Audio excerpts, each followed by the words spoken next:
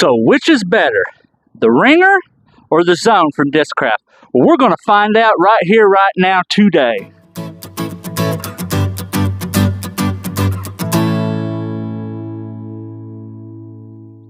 So welcome back to PoorBoy Disc Golf, and we got a beautiful day today, so I figured it's a waste not to come out here and film.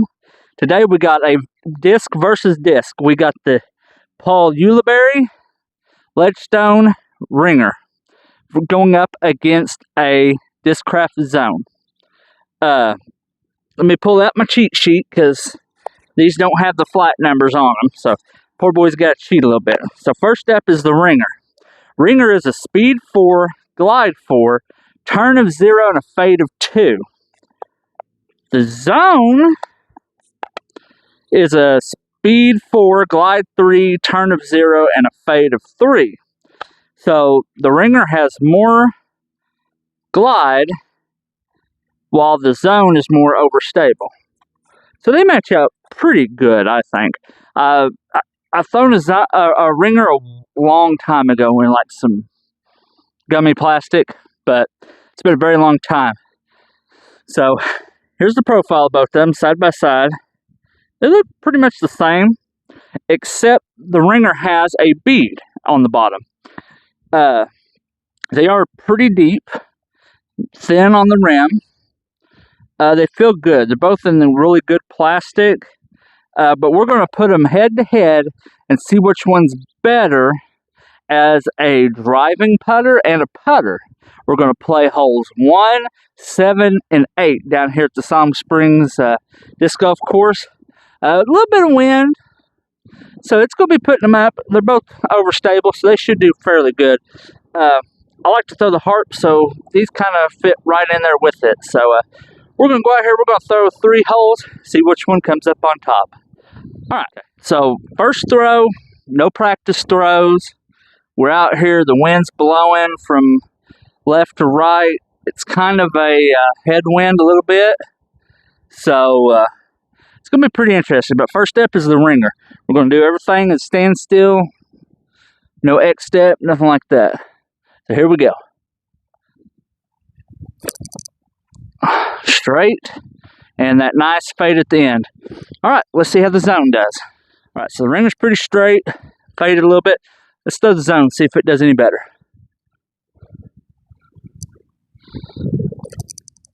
It's got a nice fade.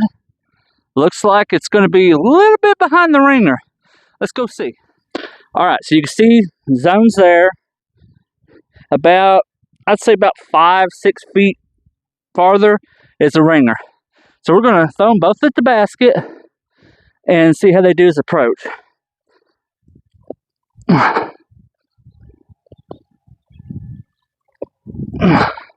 Use that fade right in there. Hey, right by the basket. Let's throw the zone now and see if it does any better.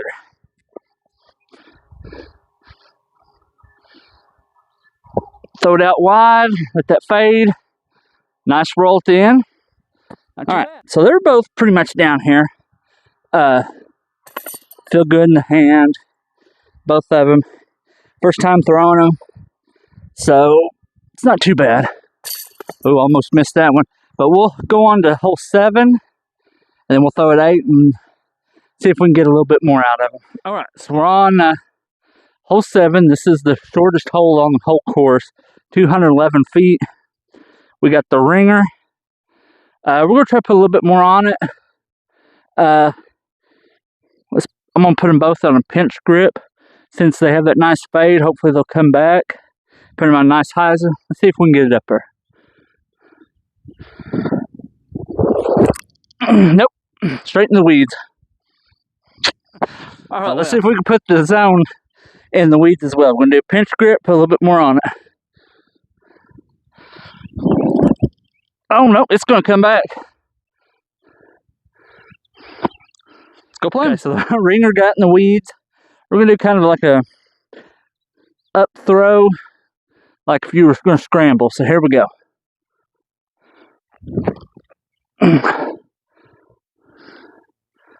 Not too bad. Alright. So the zone, 4.5 way, I'd say. So we're going to try to upshot it here. This would be like a long putt, a jump putt kind of. See if we can get it up there. Oh, that looks good. Heck yeah, right there by the basket. Right. Ringer ain't doing too good. Knocked the ants off of it. Let's see if we can put it in for a good putt.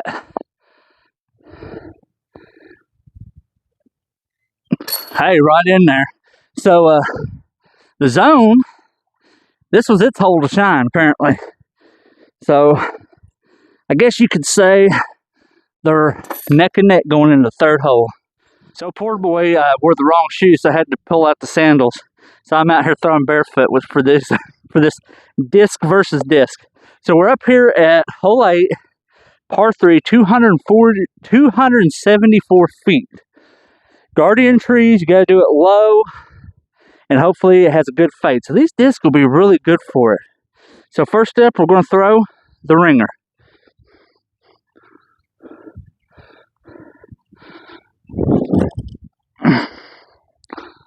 Look at that, snuck right through them trees.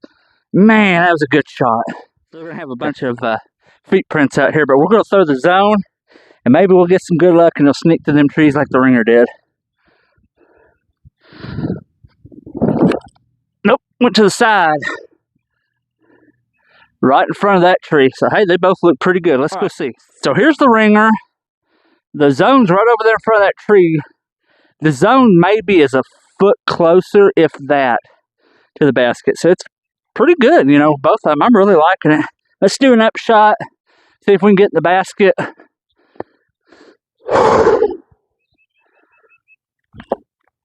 Hey, that looks pretty good. Float it right up there, right by the basket. All right, so here's the zone, right next to this tree. Like I said, it's about maybe a foot closer than the ringer. Let's put it down there, see what we could do. Ooh, that's a nice one, right there by the basket. All right, so let's toss the ringer in. Let's go over here. Let's get the zone. We'll pick it up. We'll put it in the basket. And let's talk about it. So, the ringer's got a little bit more glide, but the zone, let me pull out my cheat sheet, son. Yeah, the zone's got a little bit more fade at the end. But both are really, really great putter approach shot disc. Did one outdo the better? I think the zone's a little bit better. I like that constant fade that it has. In the end, ringer would be good if just for a driver, but I think for an upshot, you got to go this. I don't really like the bead as much on the ringer, and that's why I got to give it up to the zone. Now, I probably didn't in the beginning say what the weight was. This one's 130 or 173 to 174 for the zone. The ringer's 170 to 172. So that kind of made the ringer a little bit more stable, but really not, because my noodle arm, it doesn't really matter with weights. Or what matters to me is if it's going to have a nice fade or if it's going to turn. Really don't care about the glide either. They both flew the same, pretty much the same distance.